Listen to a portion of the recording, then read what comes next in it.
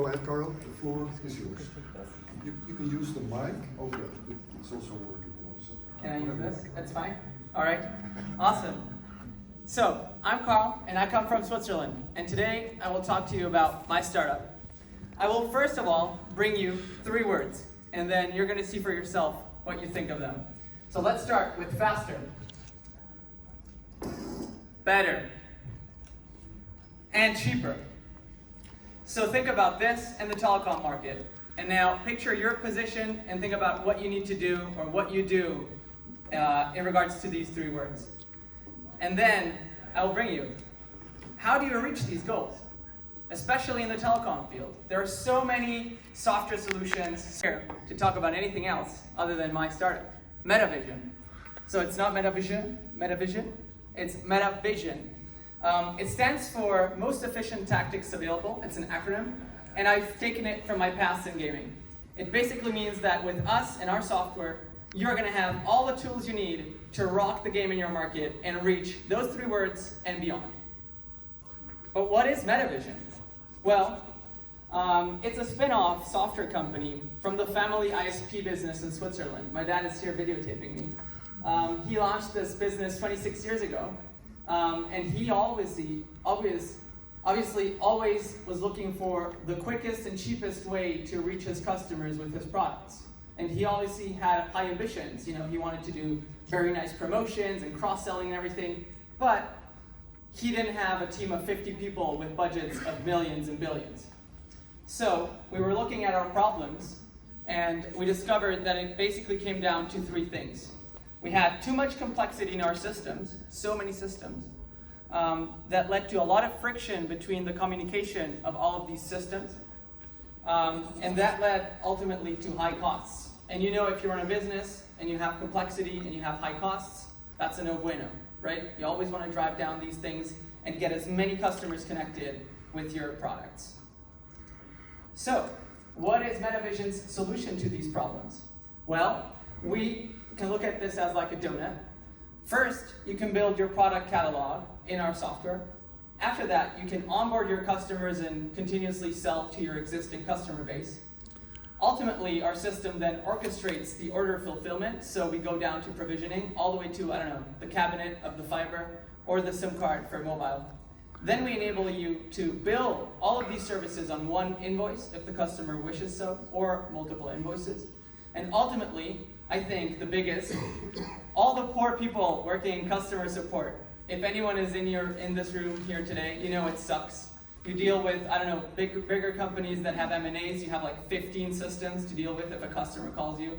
And we enable anyone in customer support to basically find anything regarding a customer with a few clicks.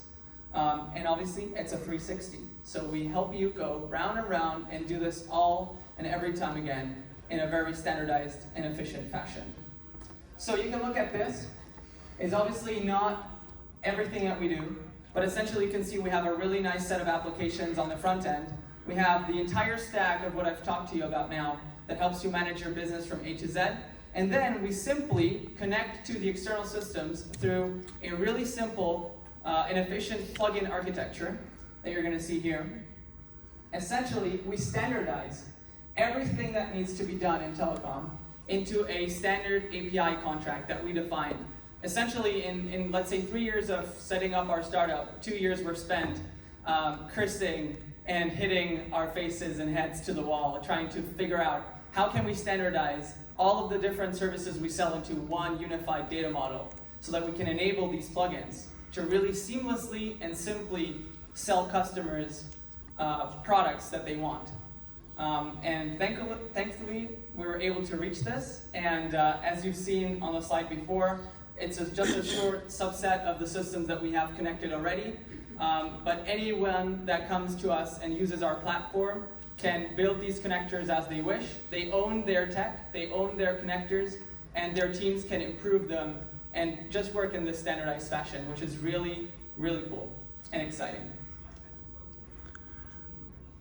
So what's the traction of our product? Well, obviously we started a few years ago because this is not built in a week. The first customer obviously was our spin-off, our spin-off mother, which is Total Telecom, my parents' company. And that was basically launched and migrated over to this platform from our legacy systems in just a few months. And now, May this year, we started our go-to-market because we figured out that we were the only ones with these issues. As Luke was saying, the small businesses are the ones that are disrupting. And now we're starting a few POCs, and actually we signed our first customer last week, first paid customer, and we're seeing a lot of traction. I'm not going to bother you with numbers. You can take a picture or look at this later or ask me later. But the results we reached with our solution are quite impressive. Thanks to these standardized plugins, we're really able to nail down the order process and make sure that there aren't really a lot of issues. And obviously, customers love being able to do what they want on their own. These plugins enable these standards, so self-care and customer support can do anything that the plugins support. So it's really a game changer for customer enablement. We're not in an easy market. Just by thinking about your role, you might see, well, there are like 50, 100 vendors that do what you're just saying. Well, I'm of the opinion that they say that they can do it, but if you want to reach it, their professional service teams are really happy to bill you for that. So again, we're at the top right corner basically because we're the most easy to implement, the most automated, and the one that needs the less customization amount that is actually a game changer. So with us, with these plugins, we really enable customers to be really fast. Our team, you can see a picture below. It's a subset of our dev team. Above, my dad, my mom. My mom is the finance guru, so she always checks that we are good with our expenses. And Rolando is a long-standing friend of my parents. He has a lot of experience in the TMT sector, worked at, I think, ZTE and quite a lot of other companies.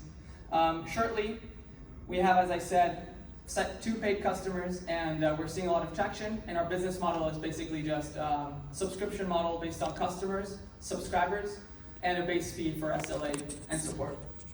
That's time. So I'd be happy to hear your questions. Thank you.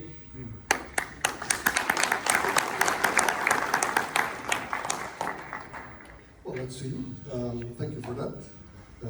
Way within the 7 minutes. Well done. So Thank you. I'm looking up the jury. If there are any urgent questions, I can see Andrew, Mark. I have one also. Could you put back the slide on competition, please? Yes. Now, there we are. Look at those names. You know, they are established competitors. So, what's the timeline to get them? Could you just... Timeline to end Oh, for us to become that? Absolutely. Well, it really depends on Do you the... expect, or do you aim to be there in the upper right quadrant? Right, so that's a good question. So the competitor map here is basically like a set of functionalities and stuff, so we're actually already up there. The product is mature. As I said, we're live with 1 customer already. Second customer signed last week.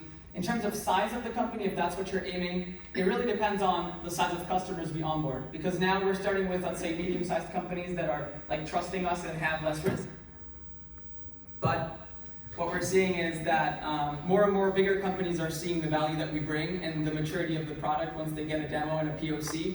And then they really start to understand that with 30 years of experience at telecom, we're the right partner. It just takes time to grow. And yeah. Okay.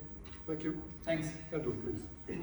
So, as this is a busy space, a lot of companies have got a lot of what you're talking about in place in one way, shape, or form. So, where's your ideal niche, or next place to go? Because you've got 2 customers at the moment. Your next thing is to get another 5. Yes. What do they look like? So right now, where I see the biggest value we can bring is to medium-sized and let's say like small to medium-sized companies. So from 10K subscribers all the way to 250K, I see there the biggest potential because they have the most limited budgets and also the highest need for like quick and easy things that they can also manage on their own. Bigger companies, it doesn't really hurt for them if they have an Infosys contract and they just slap professional services onto something that doesn't work well. But smaller, medium-sized companies really struggle with this. Majority of the logos you see here, they can't even afford. So I think that's the biggest niche we can target. You're looking to fill a kind of market niche that's kind of underneath the Deutsche Telekom and Orange. Yes, absolutely. Yes.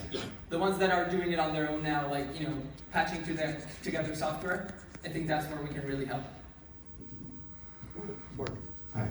Thank you for the presentation. I have two questions. One is related to your revenue model. How does it look like? Yes. Can you elaborate a bit on that one?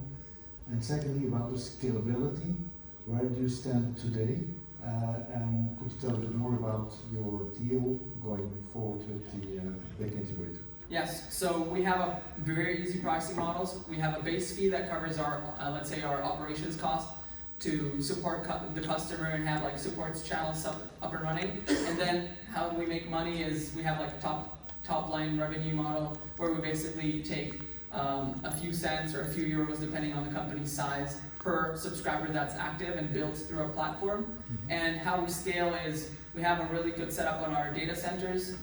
We're not on hyperscalers right now, but we could be. And the way that we actually want to scale our business is going with system integrators that would actually do the integration projects with each customer and manage that. And we would basically continue building our SaaS platform. Thank you. Okay. Thanks for that. Applause for METAVSHN.